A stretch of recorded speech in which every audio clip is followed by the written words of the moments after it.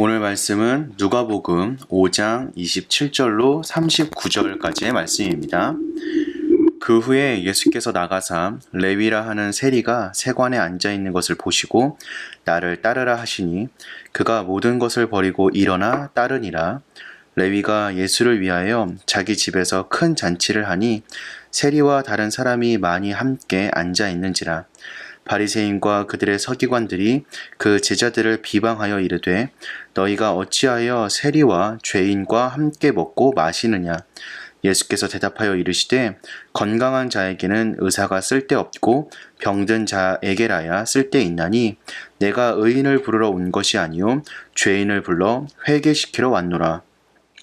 그들이 예수께 말하되 요한의 제자는 자주 금식하며 기도하고 바리새인의 제자들도 또한 그리하되 당신의 제자들은 먹고 마시나이다. 예수께서 그들에게 이르시되 혼인집 손님들이 신랑과 함께 있을 때에 너희가 그 손님으로 금식하게 할 수 있느냐? 그러나 그 날에 이르러 그들이 신랑을 빼앗기리니 그 날에는 금식할 것이니라. 또 비유하여 이르시되 새 옷에서 한 조각을 찢어 낡은 옷에 붙이는 자가 없나니 만일 그렇게 하면 새 옷을 찢을 뿐이요 또 새 옷에서 찢은 조각이 낡은 것에 어울리지 아니하리라. 새 포도주를 낡은 가죽 부대에 넣는 자가 없나니 만일 그렇게 하면 새 포도주가 부대를 터뜨려 포도주가 쏟아지고 부대도 못쓰게 되리라. 새 포도주는 새 부대에 넣어야 할 것이니라. 묵은 포도주를 마시고 새 것을 원하는 자가 없나니 이는 묵은 것이 좋다 함이니라. 아멘. 사람들은 한결같이 변화를 원한다고 말합니다. 하지만 자신만의 안전지대를 떠나고 싶어하는 사람은 없습니다. 그래서 그 자리에 계속 머물러 있으면 구습과 매너리즘에 빠지게 됩니다. 예수님은 우리에게 새로운 마음을 주시는 분이십니다. 새 일을 행하시는 그 예수님을 말씀을 통해 함께 만나기를 소망합니다. 예수님이 세관에 오셔서 세리 레위를 부르셨습니다. 시몬을 제자로 부르신 것과는 조금 차이가 있습니다.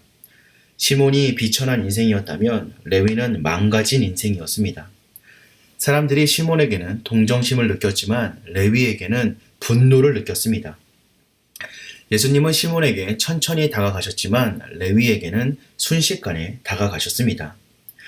예수님이 세관 앞에 멈추셨을 때 사람들은 놀랐을 것입니다. 세리는 유대인들의 공공의 적이었기 때문입니다.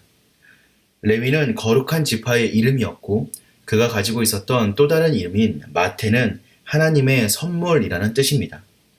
그러나 그는 전혀 거룩하지도 사람들에게 달갑지도 않은 사람이었습니다. 그런데 예수님이 그에게 나를 따르라 라고 말씀하십니다. 다가가시고 부르신 주님도 이상하지만 그 말씀 한마디에 따라 나서는 세리도 이상합니다. 어떻게 이런 일이 일어날 수 있습니까? 아무리 밑바닥 인생을 사는 사람이라 할지라도 자기 영혼의 가치를 향한 간절한 마음이 있기 때문입니다. 주님은 그 영혼을 바라보시는 분이시기 때문에 세리 레위를 불러주셨습니다. 그리고 우리의 영혼의 간절함을 보시고 지금 이 순간 우리를 불러주고 계십니다. 주님의 부르심에 응답할 수 있는 우리가 되기를 소망합니다. 레위는 예수님을 위해 큰 잔치를 벌였습니다. 친구들을 불렀는데 모두 세리와 죄인들이었습니다. 그 자리에서 오고 가는 대화가 얼마나 거칠고 세속적인 것이었겠습니까? 하지만 주님은 그들에게 아무런 훈계도 설교도 하지 않으셨습니다. 그저 그들과 즐겁게 식사하시며 그들의 가족이 되어주시고 그들의 친구가 되어주셨습니다.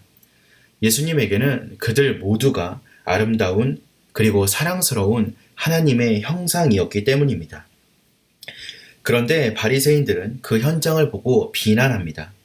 랍비라는 자가 죄인들과 어울리는 것도 금식하지 않는 것도 문제라는 것입니다. 이에 예수님은 우리가 너무나 잘 알고 있듯이 예수 그리스도께서 오심은 병자들에게 의사가 필요함 같이 죄인들을 구원하기 위함이라는 말씀을 던져주십니다. 더불어 필요한 손님들이 어찌 신랑과 함께 있으면서 금식하겠느냐고 덧붙이십니다. 찬양과 기도, 예배는 주님을 만나는 기쁨의 잔치입니다. 그러니 우리는 교회 안에서 주님을 만나는 것에 기뻐하며 찬양하고 감사할 수 있어야 합니다. 교회가 지나치게 경건하다고 거부하지도, 너무 세속적이라고 거부하지도 말아야 합니다. 그것은 사랑이 아니기 때문입니다. 예수님은 모든 것을 품으시는 분이십니다.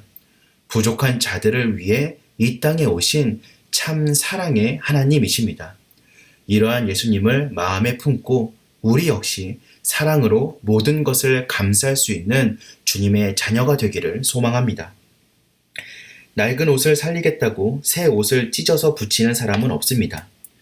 율법주의라는 낡은 옷은 예수님의 은혜를 감당할 수 없습니다.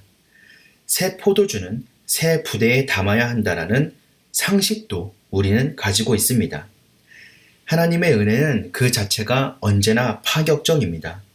영원히 시간에 임하는 것도, 기적이 일상에 나타나는 것도, 하나님의 임재가 죄인들에게 나타나는 것 역시 모든 것이 우리의 상식을 뒤엎는 것입니다. 이러한 파격적인 은혜를 사모한다면 우리의 마음을 새롭게 해야 합니다. 주님의 은혜, 새로운 가치관을 담을 수 있는 우리의 새로운 마음을 준비하는 저와 여러분 되시기를 기도합니다. 우리는 주님이 행하실 새 일을 기대하면서도 정작 새 마음을 준비하지 못할 때가 많이 있습니다. 아무리 주님이 부어주신다 할지라도 우리의 마음이 준비되어 있지 않고 깨어진 그릇과 같다면 하나님의 은혜를, 주님의 은혜를 담을 수 없습니다.